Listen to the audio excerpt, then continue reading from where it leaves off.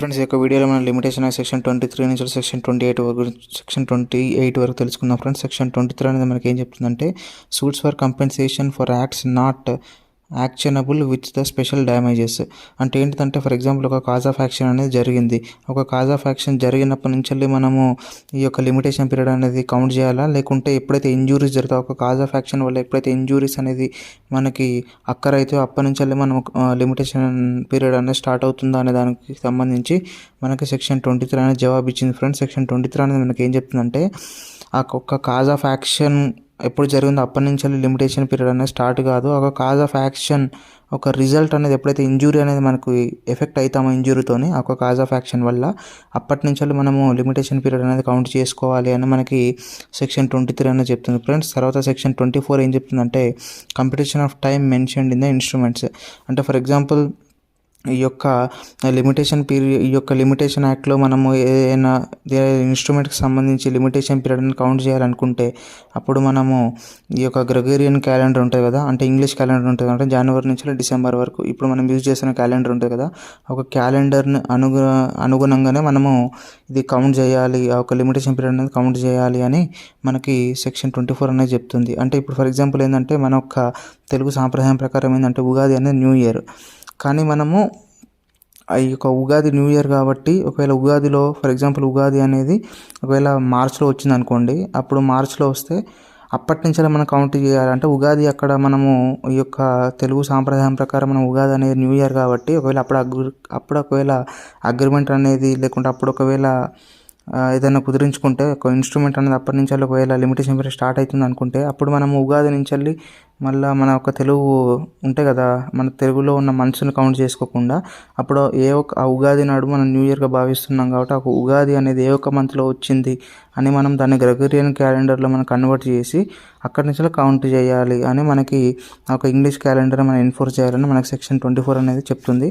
అంటే మనము ఆ ఒక్క లిమిటేషన్ పీరియడ్ మనం కౌంట్ చేసేటప్పుడు మనము ఇంగ్లీష్ క్యాలెండర్ని మనము బేస్గా తీసుకోవాలని మనకి సెక్షన్ 24 అనేది మనకు చెప్తుంది. ఫ్రెండ్స్ తర్వాత సెక్షన్ 25 అనేది మనకి ఏం చెప్తుందంటే ఇప్పుడు ఫర్ ఎగ్జాంపుల్ ఈజ్మెంట్ గురించి మనకి సెక్షన్ 25 అనేది చెప్తుంది.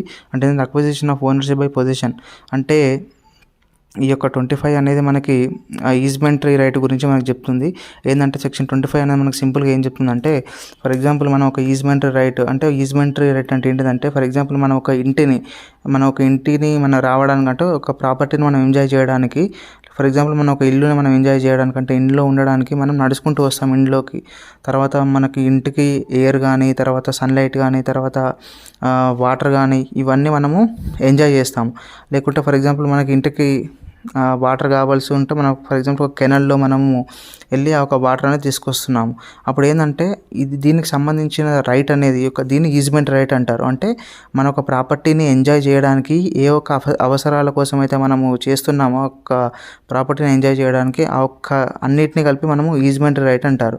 అయితే ఆ ఒక ఈజ్మెంట్ రైట్ అనేది ఎప్పుడు మనకి ఈ యొక్క అబ్సల్యూట్ అవుతుంది అనే దాని గురించి మనకి సెక్షన్ 25 అనేది మనకు చెప్తుంది. సెక్షన్ 25 అనేది మనకి ఏం చెప్తుందంటే ఫర్ ఎగ్జాంపుల్ మనం ఒక ప్రైవేట్ ల్యాండ్ పైన మనం ఒక ఈజ్మెంట్ రైట్ మనకు క్రియేట్ కావాలి, మనకి ఈజ్మెంట్ రైట్ అనేది అబ్సల్యూట్ కావాలి అంటే అప్పుడు ఆ ఒక ఈజ్మెంట్ రైట్ అనేది మనము ఆ ఒక ప్రైవేట్ ల్యాండ్ పైన మనం 20 years అనేది ఎంజాయ్ చేస్తే అప్పుడు మనకి ఈజ్మెంట్ రైట్ అనేది మనకి అబ్సల్యూట్గా రావడానికి అవకాశం ఉంటుంది. అదే ఒకవేళ అది ప్రభుత్వ వారి యొక్క భూమి అయితే దానికి మనం 30 years మనం తీసుకోవాలి. అంటే ఫర్ ఎగ్జాంపుల్ మన యొక్క ఇల్లు అనేది ఒక ప్రభుత్వం వారి యొక్క స్థలం నుంచి వెళ్ళి కొంచెం ముందు ఉన్నది, అంటే మనకి ఒక రోడ్డుకి మనకి మధ్యలో ప్రభుత్వ ఒక భూమి ఉన్నది, ఆ ఒక భూమిలో నుంచి మనం రావాలి. అయితే ఈ యొక్క భూమిలో నుంచి మనము మన ఇంటికి అంటే ఈ యొక్క భూమి ఎవరిది, ప్రభుత్వం వారి భూమి కదా, ఇది మన భూమి కాదు, అయినప్పటికీ మనం యూజ్ చేస్తున్నాం. ఎందుకు, మన ఒక ఇల్లుని మనం ఎంజాయ్ చేయడానికి, మన ఇంట్లో మనం ఉండడానికి.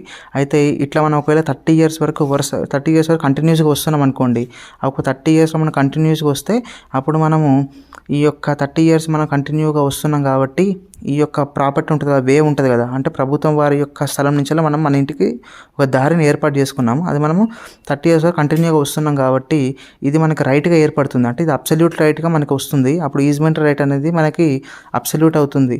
అదే ఒకవేళ ఈ యొక్క ప్రభుత్వం భూమి అనేది ఇది కాకుండా ఒకవేళ ప్రైవేట్ భూమి అయిందనుకోండి, అంటే ప్రభుత్వం వారి ఆధీనంలో లేకుండా ఇది ఒక ప్రైవేటు వారి యొక్క ఆధీనంలో ఉన్న స్థలం అయితే మనకి 20 years అనేది మనము ఎంజాయ్ చేస్తే అట్లా అప్పుడు మనకి ఈజ్మెంట్ రైట్ అనేది అబ్సల్యూట్గా కావడానికి మనము కోర్టులో సూట్ ఫైల్ చేయడానికి అవకాశం ఉంటుందని మనకు సెక్షన్ 25 అనేది చెప్తుంది.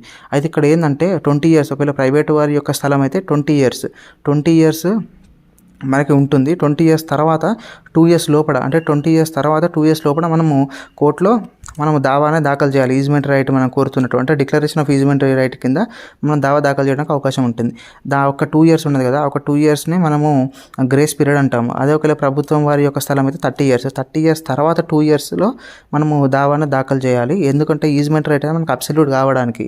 తర్వాత ఇంకొక ఇంపార్టెంట్ అంశం అనేది సెక్షన్ 25లో మనకి ఏం చెప్తారంటే అది మనము ఒకవేళ ఫర్ ఎగ్జాంపుల్ ఇంకోటి ఇంపార్టెంట్ అంశం ఏంటిదంటే ఎవరు మనం డిస్కంటిన్యూ చేయొద్దు. అంటే మనము దాన్ని పీస్ఫుల్గా ఎంజాయ్ చేయాలి, తర్వాత పబ్లిక్గా ఎంజాయ్ చేయాలి, తర్వాత మనము డిస్పోజెస్ కావద్దు. అంటే దాన్ని మనము ఎంజాయ్ చేయకుండా ఎవరు రిస్ట్రిక్ట్ చేయొద్దు. అట్లా రిస్ట్రిక్ట్ చేయకుండా మనం 20 years ఎంజాయ్ చేస్తే ఒకవేళ ప్రభుత్వం వారి భూమి అయితే 30 years, అదే ఒకవేళ ప్రైవేటు వారిది అయితే 20 years మనం ఎంజాయ్ చేస్తే అప్పుడు మనకి ఈజ్మెంట్ రైట్ అనేది వస్తున్నట్టుగా మనకి సెక్షన్ 25 అనేది చెప్తుంది. తర్వాత ఇంకోటి ఏంటంటే ఇక్కడ డిస్పోజెస్ అంటే మనల్ని రిస్ట్రిక్షన్ అనేది కంటిన్యూస్గా 1 year వరకు చేయకుండా ఉండాలి.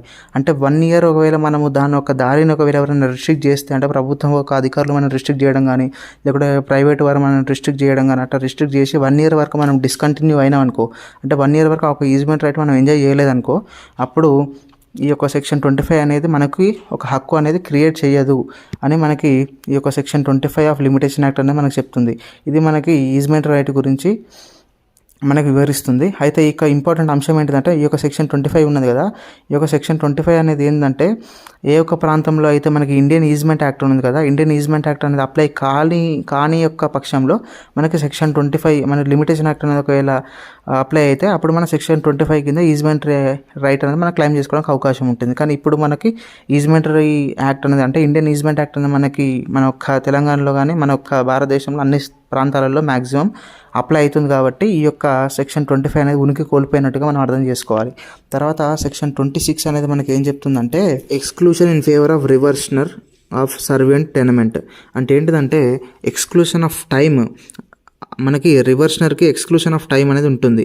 అంటే మనకి సెక్షన్ 25 ప్రకారం ఏంటిదంటే మన సెక్షన్ 25 ప్రకారం ప్రైవేట్ ఒక ల్యాండ్ పైన మనము ఒక ఈజ్మెంటరీ రైట్ అనేది మనం అబ్సల్యూట్గా క్లెయిమ్ చేసుకోవడానికి అవకాశం అనేది ఉండాలంటే మనము ఈజ్మెంట్ అనేది 20 years వరకు ఎంజాయ్ చేయాలి ప్రైవేట్ వాళ్ళదైతే. అయితే ఇక్కడ మనకి ఏంటంటే ఆ ఒక పీరియడ్ని సెక్షన్ 25లో చెప్పిన ఒక 20 years పీరియడ్ని కౌంట్ చేసేటప్పుడు మనకు సెక్షన్ 26లో కొన్ని ఎక్స్క్లూషన్ అనేది ఉన్నది. ఒక పీరియడ్ అనేది కొంచెం కౌంట్ చేయొద్దు అని మనకి సెక్షన్ 26 అనేది చెప్తుంది. ఏ ఒక్క సందర్భంలో మనం కౌంట్ చేయొద్దు అని మన సెక్షన్ 26 చెప్తుందంటే ఆ ఒక ప్రాపర్టీ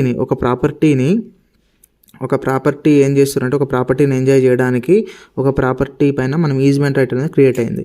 అంటే ఏంటిదంటే ఫర్ ఎగ్జాంపుల్ ఏ బీసీ అని ముగ్గురు ఉన్నారు. అయితే ఏ ఏం చేసిందంటే ఏ ఒక్క ప్రాపర్టీని ఎంజాయ్ చేయడానికి బి యొక్క ప్రాపర్టీ పైన ఒక ఈజ్మెంట్ అనేది ఉన్నది. అంటే ఈజ్మెంట్ అనేది ఎంజాయ్ చేస్తుండు.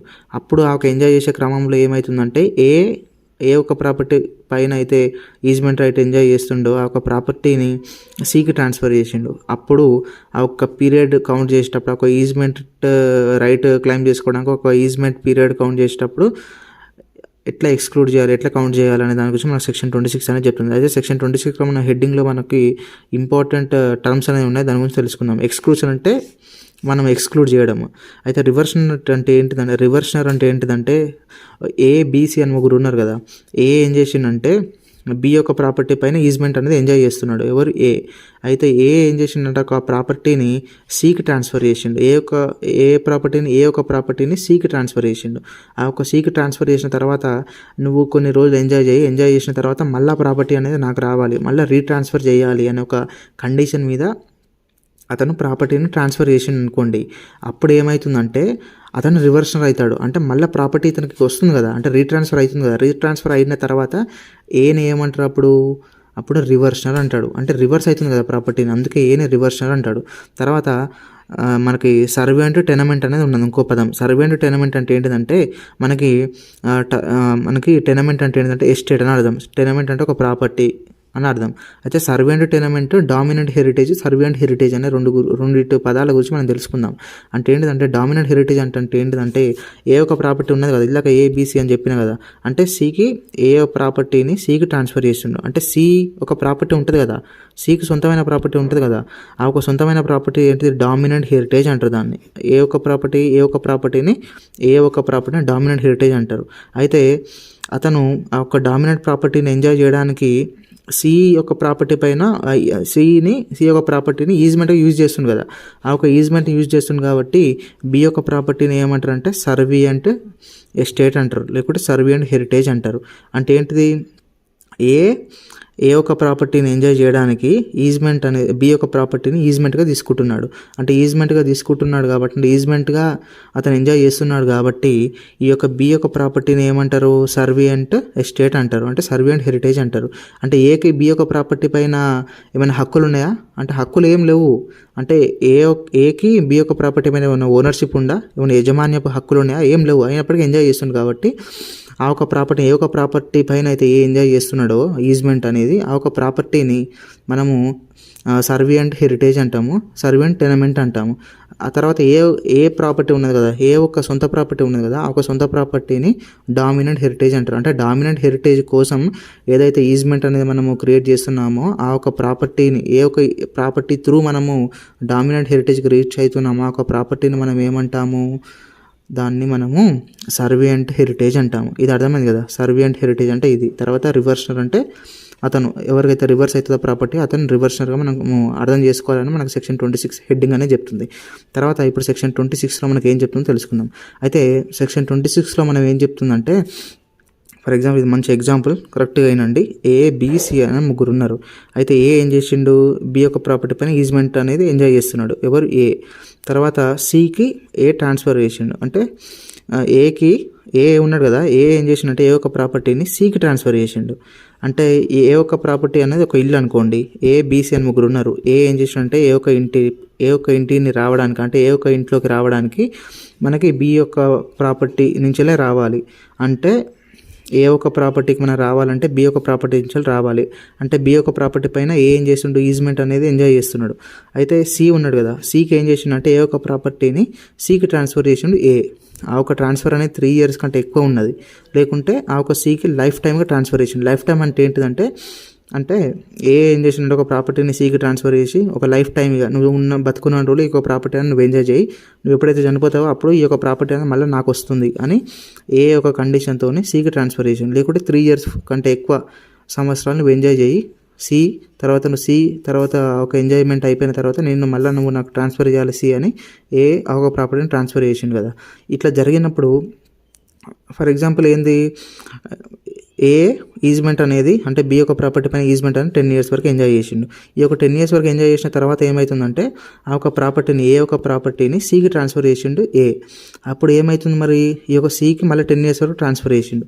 ఈ యొక్క 10 years వరకు ట్రాన్స్ఫర్ చేసిన తర్వాత ఏమైందంటే మళ్ళీ 10 years అయిపోయింది కదా, 10 years అయిపోయిన తర్వాత మళ్ళీ ఏం చేసిండు, సి మళ్ళీ ఏకి ట్రాన్స్ఫర్ చేసిండు. ట్రాన్స్ఫర్ చేసిన తర్వాత ఏం చేసిండంటే సెక్షన్ 25లో మనకి 20 years అని చెప్పింది కదా, సెక్షన్ 20 years వరకు మనం ఈజ్మెంట్ అనేది ఎంజాయ్ చేస్తే అప్పుడు మనకి ఈ యొక్క ఈజ్మెంట్ మనకి డిక్లరేషన్ ఆఫ్ ఈజ్మెంట్ రైట్ కింద మనము సూట్ ఫైల్ చేద్దామని అనుకుంటాడు. అప్పుడు ఎట్లా చేయాలి, ఏం చేయాలని మనకి సెక్షన్ 26 అనేది చెప్తుంది. సెక్షన్ 26 మనకి ఏం చెప్తుందంటే, ఇప్పుడు 10 years వరకు ఇతను ఎంజాయ్ చేసిండు ఈజ్మెంట్. ఎవరు, అంటే ఒక ప్రాపర్టీ సొంతంగా ఉంది కాబట్టి ఎంజాయ్ చేసిండు బి యొక్క ప్రాపర్టీ పైన ఈజ్మెంట్. తర్వాత ఏం చేసిండు, 10 years తర్వాత అతను సికి ట్రాన్స్ఫర్ చేసిండు. మళ్ళీ 10 years తర్వాత నాకు మళ్ళీ ట్రాన్స్ఫర్ చేయని. అప్పుడు ఈ యొక్క 10 years మళ్ళీ ఉన్నది కదా, 10 years ఎవరు, సి ఎంజాయ్ చేసింది కదా, ఆ ఒక 10 years అనేది ఈజ్మెంట్ కౌంట్, మనకి ఈజ్మెంట్ పీరియడ్ సెక్షన్ 25లో కౌంట్ చేసేటప్పుడు మనకి సి ఎంత పీరియడ్ అయితే అతను ఎంజాయ్ చేసిండో ఆ ఒక పీరియడ్ మనం ఎక్స్క్లూడ్ చేయాలి. అంటే ఈజ్మెంట్ రైట్ అనేది మనకు రావడానికి 20 years అని కౌంట్ చేసేటప్పుడు సి అని ఉన్నారు కదా, సి ఎంజాయ్ చేసింది కదా ఒక ప్రాపర్టీని, దాన్ని ఎక్స్క్లూడ్ చేయాలి అని మనకి సెక్షన్ 26 అనేది చెప్తుంది. అప్పుడు మనకి ఏంటంటే సెక్షన్ 25 కింద సూట్ వేయడానికి అవకాశం లేదు. ఎందుకంటే అతను 10 years వరకు ఎంజాయ్ చేసిండు, తర్వాత వేరే అతనికి అంటే సికి ఏం చేసిండు, ఇంట్రెస్ట్ అనేది క్రియేట్ చేసిండు కాబట్టి దాన్ని ఎక్స్క్లూడ్ చేయాలి. అప్పుడు దాన్ని కౌంట్ చేయొద్దు. మళ్ళీ ఉన్నాడు కదా, మళ్ళీ ఒక ప్రాపర్టీ రీట్రాన్స్ఫర్ అయిన తర్వాత మళ్ళీ 10 ఇయర్స్ వరకు మళ్ళీ ఎంజాయ్ చేస్తే అప్పుడు 20 ఇయర్స్గా పరిగణించబడి అప్పుడు దావా దాఖలు చేయడానికి అవకాశం ఉంటుంది. కానీ ఆ ఒక్క పీరియడ్ అనేది ఉన్నది కదా, ఎంజాయ్ చేసాం కదా కొద్ది రోజులు, అంటే 10 ఇయర్స్ వరకు ఎంజాయ్ చేసాం కదా, దాన్ని మనం ఎక్స్క్లూడ్ చేయాలి. అప్పుడు మనం ఈజ్మెంట్ అనేది మనము రైట్ అనేది క్లెయిమ్ చేసుకోవడానికి అవకాశం లేదు సెక్షన్ 25 కింద అని మనకు సెక్షన్ 26 అనేది చెప్తుంది. తర్వాత ఇక్కడ ఇంపార్టెంట్ ఏంటంటే ఒక ట్రాన్స్ఫర్ అనేది అంటే సికి ట్రాన్స్ఫర్ చేసిన ఒక ట్రాన్స్ఫర్ అనేది 3 ఇయర్స్ కంటే ఎక్కువ ఉంటే మాత్రమే మనకి ఈ యొక్క సెక్షన్ 26 అనేది అప్పుడు ఎక్స్క్లూషన్ అనేది మనకు వర్తిస్తుందని మనకి సెక్షన్ 26 అనేది చెప్తుంది. తర్వాత మన సెక్షన్ 27 ఏం చెప్తుందంటే extinguishment of right to property. అంటే ఏంటిదంటే for example if the party fails to institute a suit for possession of any property within the specified time of the limitation under this act his right to such property shall be extinguished. అంటే ఏంటిదంటే for example మనకి ఒక property పైన మనకి position అనేది కావాలనుకుంటే మనకు limitation period లోబడి మాత్రమే మనము దావా దాఖలు చేయాలి. ఒకవేళ ఒక లిమిటేషన్ పీరియడ్ లోబడ మనం దావా దాఖలు చేయని పక్షంలో ఆ ఒక రైట్ అనేది అంటే ఆ ఒక ఆస్తి హక్కు అనేది మనం కోల్పోతున్నట్టుగా మనం భావించాలి అని మన సెక్షన్ 27 అనేది చెప్తుంది. అంటే ఏంటిదంటే జనరల్గా మనకి దీన్ని మనం పూర్తిగా అర్థం చేసుకోవాలంటే మనకి ఈ యొక్క లిమిటేషన్ యాక్ట్లో ఆర్టికల్ 64 నుంచి 66 వరకు మనకు తెలిసి ఉండాలి. అంటే ఆర్టికల్ 64, ఆర్టికల్ 62 అండ్ 64 మనకి ఏం చెప్తుందంటే ఫర్ ఎగ్జాంపుల్ మనము ఒక ప్రాపర్టీ నుంచి డిస్పోజెస్ అయినాం అంటే ప్రాపర్టీలో మనం లేము, అంటే కబ్జాలో మనం లేము, ఒక ప్రాపర్టీలో మనం లేము. ఒక ప్రాపర్టీలో మనం లేని పక్షంలో 12 ఇయర్స్ వరకు ఒక ప్రాపర్టీలో మనం లేవు అనుకోండి. అప్పుడు ఒక 12 ఇయర్స్ లోపు మనము లిమిటేషన్ పీరియడ్ అనేది 12 ఇయర్స్. ఒక 12 ఇయర్స్ లోపు మనము దావా దాఖలు చేసుకొని ఆ ప్రాపర్టీని మన ఆధీనంలోకి తెచ్చుకోవడానికి అవకాశం ఉంటుంది. ఒకవేళ ఫర్ ఎగ్జాంపుల్ ఒక ప్రాపర్టీ అనేది నీ యొక్క ఆధీనంలో కంటే నీ యొక్క పొజిషన్ కోసము నువ్వు ఒకవేళ దావా దాఖలు చేయలేదు అనుకోండి కోర్టులో 12 ఇయర్స్ లోపు, అప్పుడు 12 ఇయర్స్ తర్వాత నీకు లిమిటేషన్ పీరియడ్ అనేది అయిపోతుంది కాబట్టి ఆ ఒక హక్కు అనేది అంటే ఆ ఒక్క ఆస్తి పైన నీకు ఉన్న హక్కులు అనేది కోల్పోతావు అని మనకి సెక్షన్ 27 అనేది చెప్తుంది. అయితే సెక్షన్ 27లో ఏంటంటే మనకి సెక్షన్ 27 జనరల్గా ఏం చెప్తుందంటే ఒక ప్రాపర్టీ పైన ఒక పొజిషన్ గురించి ఈ యొక్క లిమిటేషన్ పీరియడ్లో లిమిటేషన్ యాక్ట్లో ఒకవేళ లిమిటేషన్ పీరియడ్ ప్రిస్క్రైబ్ చేస్తే ఆ ఒక లిమిటేషన్ పీరియడ్ ప్రిస్క్రైబ్ చేసిన ఆ ఒక పీరియడ్లో నువ్వు ఒకవేళ దావా దాఖలు చేయని పక్షంలో ఆ ఒక్క ఆస్తి పైన ఉన్న హక్కు అనేది నువ్వు కోల్పోతావు అని మనకి సెక్షన్ 27 అనేది వివరిస్తుంది. తర్వాత సెక్షన్ 28 అనేది మనకి ఏం చెప్తుందంటే మిస్లీనియస్ ప్రొవిజన్ గురించి మనకి సెక్షన్ 28 టు సెక్షన్ 32 వరకు చెప్తుంది. అయితే మనకి సెక్షన్ 28 అనేది ఏం చెప్తుందంటే ఇప్పుడు జనరల్గా ఈ యొక్క లిమిటేషన్ పీరియడ్ ఉంటుంది కదా, ఈ యొక్క లిమిటేషన్ యాక్ట్ అనేది కాంట్రాక్ట్ యాక్ట్ని ఎఫెక్ట్ చేయదు.